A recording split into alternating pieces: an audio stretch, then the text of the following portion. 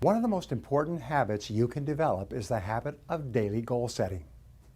Countless people I have taught this to over the years have told me that the power of this process is absolutely incredible. I know because I use it myself every day. Now, daily goal setting is quite simple. Get yourself a spiral notebook, like a school notebook, to write your goals in, and resolve to keep it nearby for the rest of your life. Each morning before you start out, open your spiral notebook and start a new page without referring to the old page. And always begin with the words, "My goals are the following, : You then write down your top 10 to 15 goals in the present tense, as though you have already achieved them. For example, you would not say, "I earn," or "I will earn this amount of money." You say, "I earn this amount of money by this date. I drive this car. I weigh this amount," and so on. Your subconscious mind is only activated by commands that are stated in the present, positive, personal tense. So again, instead of writing a goal such as, "I am going to lose weight in the months ahead," you would write, "I weigh X number of pounds by a certain date."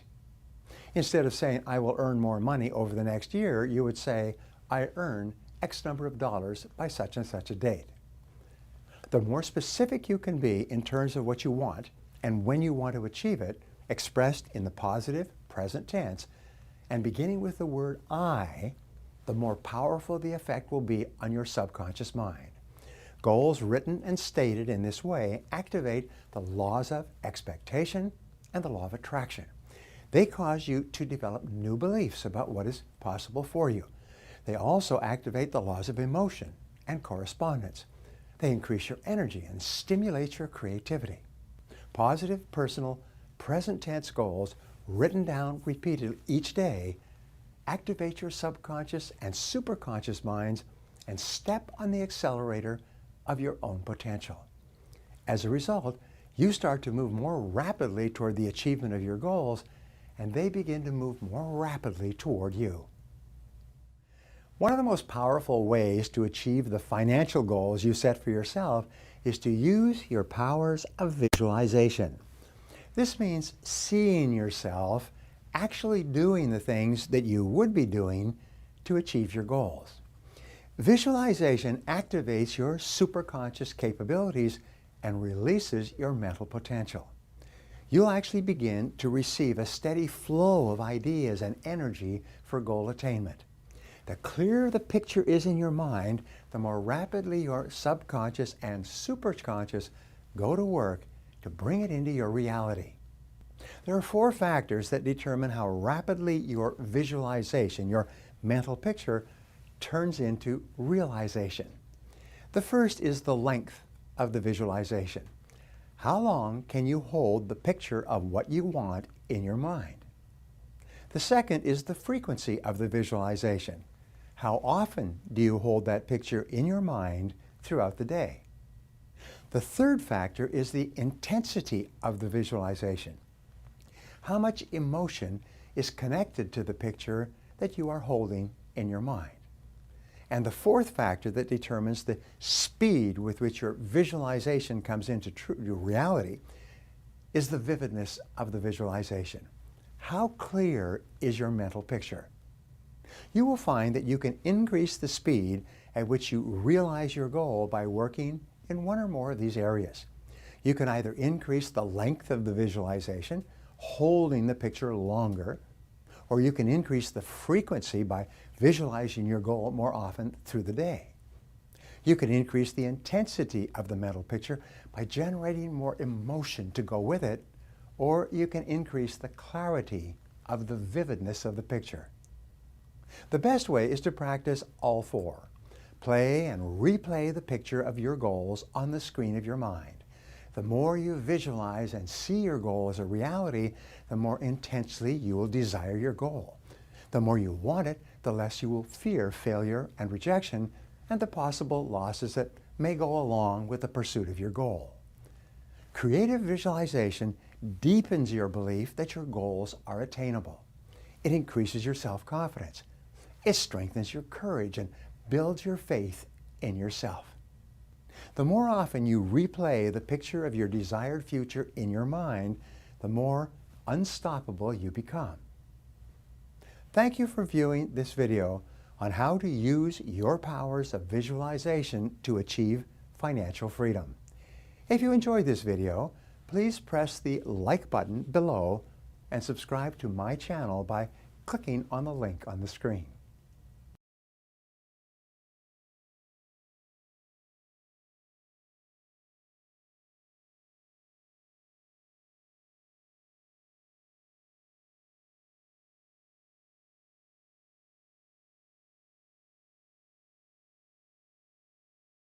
That sense of wealth, that sense of abundance in you. The more you can feel that sense of joy, the more easy it's going to be for you to do financially. Because you're not going to be in this scarce, fearful mode. Now, that's not enough by itself. You can have this great sense of abundance and do the wrong mechanics and be a disaster. True or false? But if I had to have an area to get you started with, you want to have the emotion and psychological strength, because that's going to carry you through when the mechanics are boring or frustrating, or when things aren't working out. Your emotion, your psychology is what will carry you. It'll get you to keep doing it. Everyone knows, if you've done any studies, Dr. Seligman is very famous for doing studies on optimism. And in those studies, you know what he found out? People that are pessimists are much more realistic. They're much more accurate. If you give them a test and you ask them to look at something and give you a size measurement of it, or to evaluate their own success or failure at a task, and every study Seligman's done, he did it in the University, I think Pennsylvania if I remember correctly originally, what he found was that optimists always see themselves as doing better than they really did. They basically BS themselves. What happens to pessimists, they're 10 times more accurate. But here's what he found out. What he found out is because the people who are accurate never push themselves because they know it's never going to work anyway. Whereas the optimist sees it better than it is, so they keep doing it. Because they have the illusion they did well, I'll do even better next time. And because of that optimism, they did it more often, and so optimists succeed at a 4 to 5-fold, depending upon the task, result ultimately beyond anything that a pessimist will do, and they're not as accurate. All that's a big way of saying is, if you can develop a psychology of resilience in yourself, you don't have to be optimistic or fake, you can be real. The realness is, whatever shows up, you are larger than anything that can happen to you. You are larger than any financial challenge you could ever face. Initially, we'll say, well, look at their houses, look at their homes, and they don't really have electricity, they don't have this, but they don't feel poor. It's your identity. The way you define the wealth determines whether you're wealthy or not. So are there enough things for you, knowing that 2/3 of the planet lives on $2 a day, that you could get yourself to really feel grateful, yes or no? Yes. How much of your life do you get benefits from today that you never had to create? Think about it. Like I said, the roads you ride on, the library, the books you didn't have to write, right? The internet that you can access in seconds and get answers to just about anything. The people in your life that you didn't have to raise, but are there for you. Think about all the different aspects of your life. If you want to be wealthy, all you have to do is associate. So before we do the financial part, because financial independence is different than wealth. Wealth is that state of mind. Financial independence is being in that position where you don't ever have to work again. That if you work, you do it because you really want to. Now, I'll give you a clue. If you get financially independent and you don't work, you'll be miserable. I can't tell you how many friends I have that sold their company, made $50 million. One man made almost $1 billion and was really excited for a while. But after a while, it was like bored. His vehicle of his business gave him a sense of contribution, and he was always growing, figuring out how to solve problems, and he had all the people he was connected to in the business, all the employees and friends and associates. So I want to tell you, I'm not just saying this as some little positive thinking technique. I'm telling you, this is the secret, the real secret, to shift it inside of you and to add the real value. Most people are trying to pursue something in the future that they already have. I want you to think of what it is you think you want that will make you wealthy or financially free. By defining the game in a winnable way. A certain amount of money that we meet, and that covers what we're going to call financial security, which might be your housing, your cars, your food, and basic entertainment. How many would feel rich if you didn't have to work, if your investments alone, the income from your investments, the income, covered those 4 items, your housing for the rest of your life, your food, right, your travel, and some entertainment? How many think that would feel pretty good? Say, ah. And by the way, that number is way smaller than what most of you think of when you think about being financially independent, which is everything covered without working. So why not get the first one down pat? And you're going to know exactly what that number is for you and what it's going to take for that number where you don't have to work to meet it. Then we can look at financial independence, where you don't have to work and everything is covered. Then we go to financial freedom. You don't have to work and everything you can think of is covered. Anything you ever want to do for yourself or others, those you want to give. That's a different level, isn't it? And most people think of financial freedom, they come up with this gigantic number that if you even figured out everything you want, it's nowhere near as big as you think. And because it's so big, you never even start the journey. And you don't think it's going to happen. So you talk about it, you hope you'll get some big hit sometime with your business or something, but you never get going. How many follow this? Say I. If you are significant in other people's eyes, what will that do for you? Well, it was in my eyes, somebody that I would look, somebody that, but when an example. But when you get there, you won't look to yourself anymore. When you get there, you'll just be at a different level, and then you'll be trying to figure some other level of what you need to get to so you would respect yourself. That's a good point. He always makes good points. You notice that? So what you're doing is, here's the game you're playing, and I want all of you to hear this. No amount of money will ever make you wealthy. Because as soon as you get there, you will raise the game. Now here's what's great about that. To continue growing in all areas of life. If you could grow emotionally, should you? Yes or no? Yes. If you could give more, should you? Yes or no? Yes. If you grow intellectually, should you? Yes. If you give more love, should you? Yes. If you could grow more financially, should you? Yes, because growth is life. But having to grow in order to feel significant enough means you will always be poor. It's a game that never ends. Let's talk about money now, not wealth. What does it take mechanically to get this thing called financial independence? And what is financial independence as opposed to wealth? Wealth is a product of the mind. Again, no amount of money you ever achieve will make you wealthy. Financial independence means you never have to work again in order to live your life. That when you do work, you're doing it because you really want to, not because you have to. And how many are committed to not only being wealthy, but also financially independent? Say, ah! How do we get there? Let me give you the lesson how to get there. It is so simple that when I tell you, you're going to go, oh, thank you for the breakthrough thought. But even though you may know this intellectually, whether you're sophisticated or not, you probably know this. The formula for financial independence is so simple. And you can't achieve financial abundance unless you really learn to apply this, not just in a concept in your head, but consistently in your life. And that formula is simple. Spend less than you what? You go, thank you for the breakthrough thought, Tony. But is this what most people do, yes or no? No. What do most people spend? More than they earn. There's no way around this. No matter how much money you have, if you spend more than you earn, you got a challenge. So there's no way to be financially free, financially independent without spending less than you earn. And what do you got to do with what you don't spend?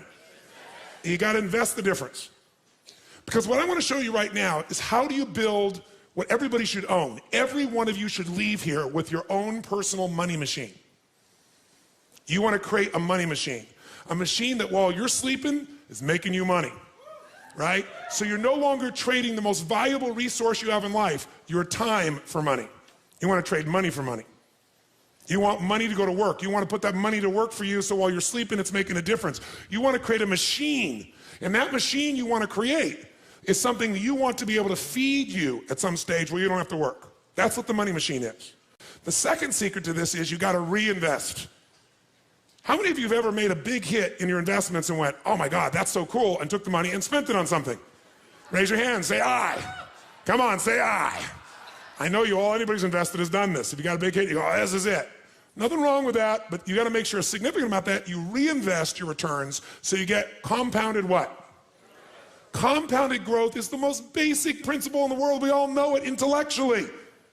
But are you emotionally associated enough that you're really utilizing it to its maximum capability? If you don't, you're not going to get financially free. You will never get financially independent by your earnings alone. Every one of you in this room is going to lose money. Every one of you. There's no way. The person I work with, one of the top financial traders in the history of the world, top 10 in the history of the world, is not even right half the time. How could you make billions of dollars if you're not even right half the time? Not even 51% of the time. I'm going to show you in a few moments. It's known as asset allocation. It's the way you invest. It's what you do. That's what's going to shift this. So first step, spend less than you earn, invest the difference. Second step, reinvest it so you get compounded growth until you reach the home run, your money machine, until you reach a critical mass of capital, of investment capital.